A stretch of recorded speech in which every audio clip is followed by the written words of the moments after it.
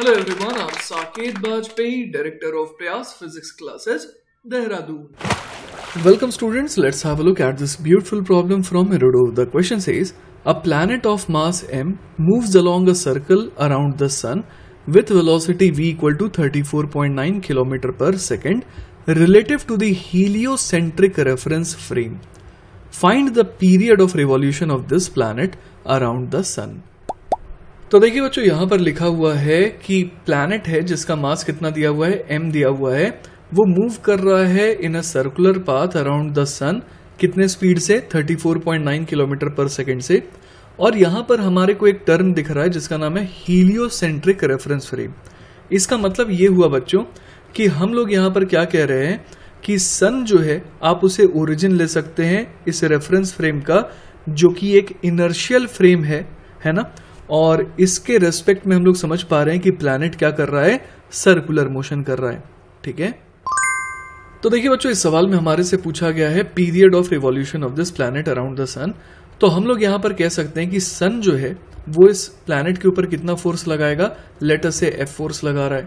तो इस एफ की वैल्यू कितनी हो जाएगी, तो वो हो जाएगी जी एम एम एस का मतलब हो गया mass of sun upon R square, है ना। ये आर क्या है, तो हम लोग समझ पा रहे हैं ये सन और प्लैनेट के बीच की दूरी है ना, और एक तरीके से ये क्या हो गया, इस सर्कुलर पाथ का रेडियस भी हो गया।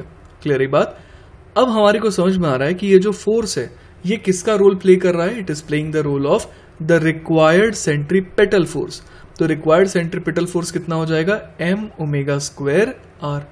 ठीक है, इसके अलावा बच्चों हम लोग ये भी जानते हैं कि सेंट्रीपिटल फोर्स का एक और फॉर्मूला है M V square upon R. Clear है बात। तो अगर हम लोग फिलहाल, है ना, अगर हम लोग इन दोनों का इस्तेमाल कर लें तो हमारे को क्या मिल जाएगा, हमारे को देखिए आर की वैल्यू मिल जाएगी, जो कि फिलहाल सवाल में हमारे को नहीं दे रखी है। ठीक है, तो देखिए बच्चों, यहां पर मैं ये कैलकुलेशन कर देता हूं, G M M S upon R square is equal to M V square upon R. तो यहां पर आर तो कैंसिल आउट हो गया एक, और एम से एम कट गया। तो यहां पर देखिए बच्चों हमारे पास आर की वैल्यू कितनी आ गई, आर की वैल्यू आ गई G M S upon V square के बराबर। ठीक है, तो अब देखिए बच्चों बड़े आराम से हम लोग समझ सकते हैं कि टाइम पीरियड कितना हो जाएगा, तो वो हो जाएगा टोटल डिस्टेंस जो ये कवर कर रही है एक टाइम पीरियड में, that is 2 pi R divided by किस स्पीड से ये ट्रैवल कर रही है, तो वो v है। तो यहां से देखिए क्या आ जाएगा, 2 पाई r की वैल्यू कितनी लिख देंगे, G M S upon V square, और इसको डिवाइड करना है किससे, v से।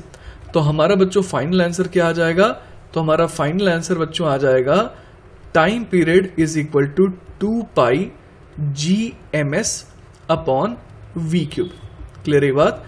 तो इस तरीके से हम लोग समझ पा रहे हैं कि हमारा फाइनल आंसर जो है वो क्या आ गया, 2 pi G M S upon V cube.